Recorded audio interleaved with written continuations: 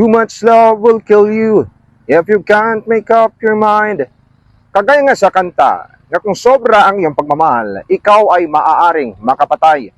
Kagaya sa nangyaring shooting incident sa probinsya ng Iloilo kung saan ang suspect binaril patay ang biktima o ang bagong kinakasama ng kanyang ex-live-in partner. Hindi na napigilan pa ang damdamin ng suspect na si Arnold Mamon, 41 anyos, matapos barilin ng 12-gauge shotgun sa likod ng biktima na si Joven Calves Hope, 35 anyos, dahil sa selos at hindi matanggap na wala na ang 14 na taong pagmamahala ng kanyang ex-live-in partner na si Joylyn Bayuna Padernal, 39 anyos.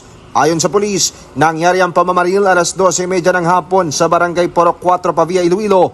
Base sa kanilang investigasyon, may kukunin na sanang gamit ang biktima nung sumugod ang suspect at siya ay binaril. Sa panayam ng pulis kay Joylyn, sa buwan ng Hunyo nitong taon, nagdesisyon ito na hiwalayan ng suspect dahil sa pananakit nito at pagiging irresponsable sa kanilang anak.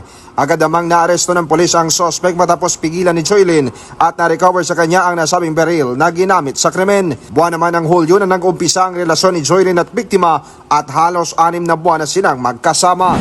Dagdag pa dito na kanilang kinukubinsi ang live-in partner ng biktima at saka pamilya nito na ma-file ang kaso laban sa suspect. Para sa Network News, mula dito sa probinsya ng Iloilo, ito si K5 Aaron Refollo.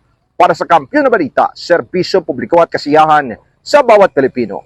K5 News FM. K5 News FM. News FM.